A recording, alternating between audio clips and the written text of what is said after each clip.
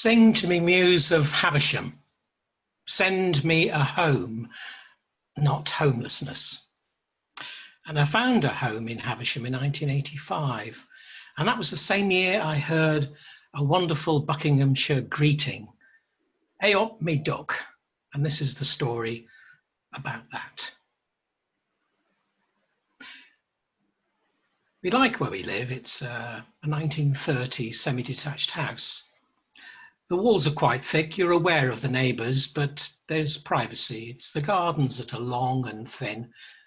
And you tend to get to know your neighbours more from what goes on in the garden than what goes in through the house. And it's a typical 30s semi-detached house where the kitchen is small and the bathrooms are even smaller, but your living room is the largest room in the house. And this is where I am now.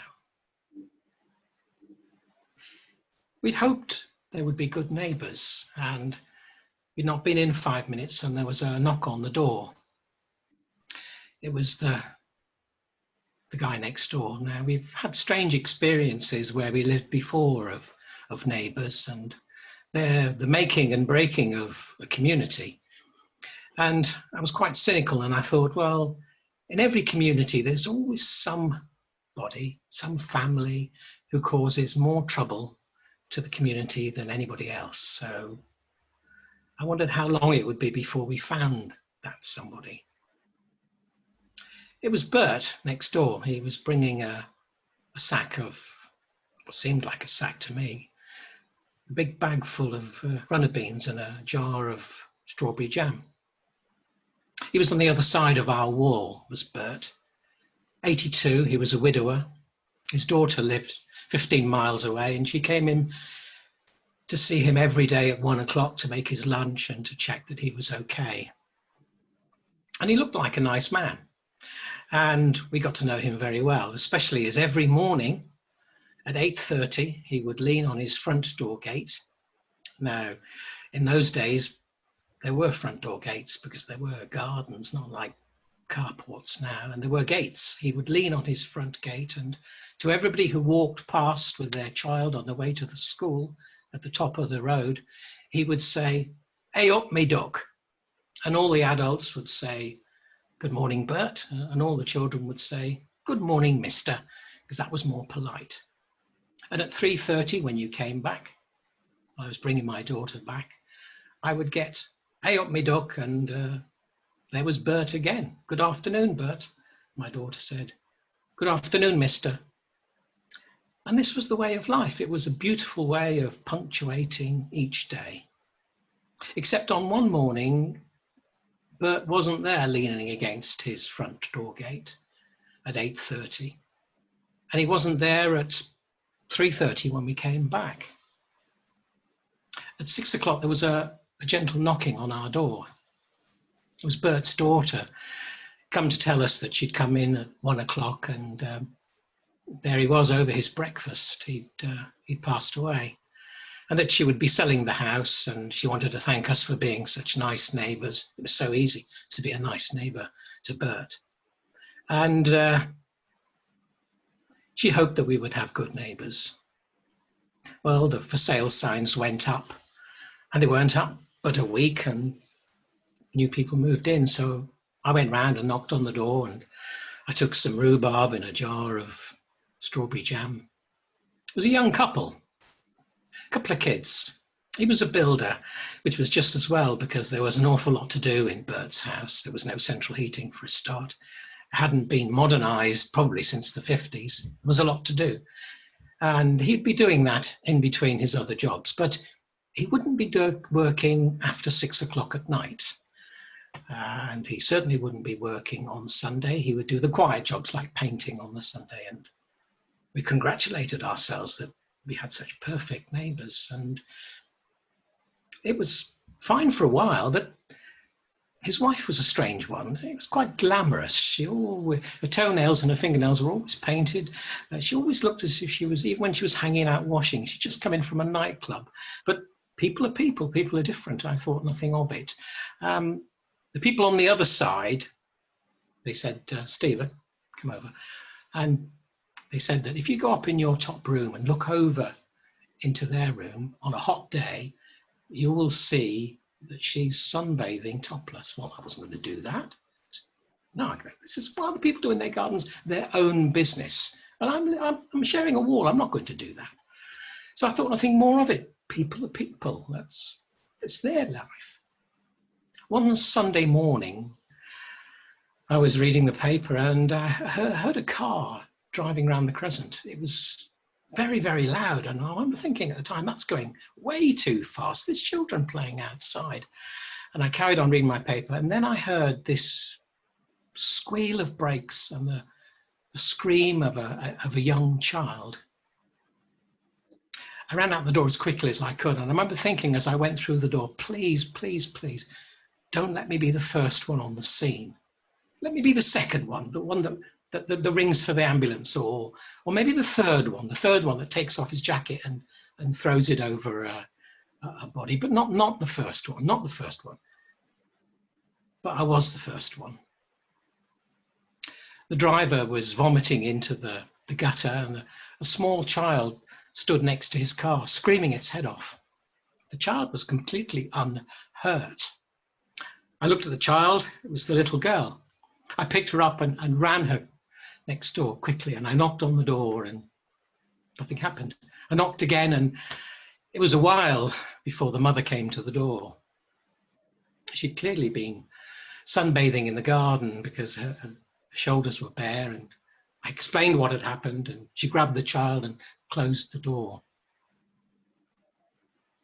About a month later, the husband came round to say that they were getting divorced and they were moving out of the area, and to thank me for being a good neighbour. And the for sale signs went up, and they weren't up very long. About a week later, they came down and some new people moved in. So I went round and I looked in the garden. I had a few runner beans and a few tomatoes. Knocked on the door to meet the new neighbours.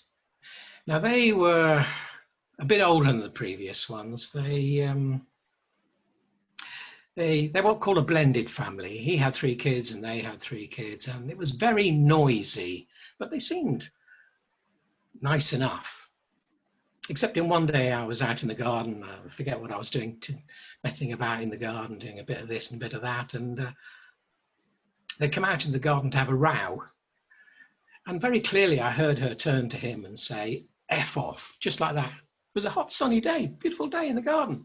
And I thought, do I say something or just pretend I'm not here? Anyway, they just had a row in the garden with no reference to me whatsoever. And then strange things happened. People with suits and clipboards turned up at the house. It seemed to be social services. And then they got a dog. He came round to tell us it was dog. It was a Staffordshire Bull Terrier called Freddie.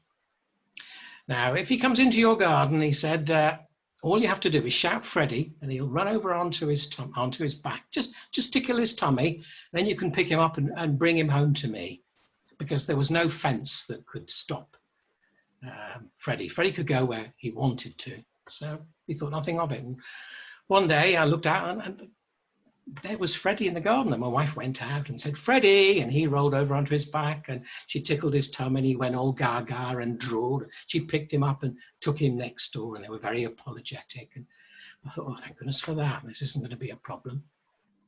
But a week or so later, it happened again. Freddie was crashing around the garden, and my wife was out shopping. So I thought, well, I'm going to do this. I opened the patio door and went out, and I said, Freddie. Well, Freddie didn't roll over onto his back.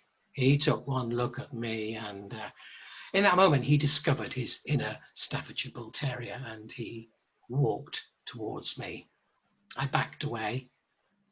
I heard a thumping in my head, and my mouth was filled with the taste of iron. I'd bitten my lip. I was that frightened. I backed away into the patio door, and fortunately, it was right behind me. I slid behind it, and Freddie stood not a yard from me behind the patio doors, drooling. And so I thought, oh my goodness, my wife will be home in a minute. She can deal with it. I thought, this is crazy. I can't deal with this. Come on, be a man. So I thought, right, I had an idea. I went out through the front door to our side door and opened the side door, then raced quickly back into the house and I shouted out, "Freddie!" Well, Freddie left the patio. He went right round the front door, right into the main road, practically got run over. The owner of the car came out, started shouting. The dog's owner came out, and altogether it was very, very satisfactory. But I kept very quiet about it. But a couple of months later, he came round to say that, well, things weren't going very well. He didn't like living round here. They were going back to the city. They wanted to be close enough to a pub, and well, the for sale signs went up. Well, they weren't up very long, and the house was sold. It's that sort of neighbourhood. And the young people moved in, and I knocked on the door. I took some, I forget what it is. Did I take some lettuce and some rhubarb round? And there was a young couple. They had a couple of kids, really nice. And we had a nice chat. And I thought, well, I've earned a good neighbour now, surely. And yes, they turned out to be lovely neighbours. They're a bit noisy sometimes. What do you expect? I mean, the other day at 4:30 in the morning, I think it was, I was awakened by a child singing "The Wheels on the Bus Go Round and Round." I quite liked it, to be honest. In fact, I wouldn't mind singing that at the last night of the proms. I think it would be a perfectly adequate song, and nobody can complain about the words. It would be lovely. It would be so joyous. So I reckon these new people will see us out nicely. And well, but it does make me wonder what I thought about originally, that there's always somebody who causes trouble, isn't there, to other families? And so I just wondered whether perhaps you all need to think about where you live. Can you identify the people who cause trouble and who are bringing down the neighbourhood? And if you can't, well, maybe it's you. Anyway, look at me running on. Look at the time. It's past 9 o'clock. I've got a busy day tomorrow. I've got to be up early at 8:30. I've got to lean on my front door gate because the kids are back at school tomorrow, and they've been up for such a long time. And I thought I'd be there to wish them a wonderful day. And I think I might actually say, "Hey up, me duck," and give them a big smile. What do you think? Hey? Yeah. What do you think? Yeah.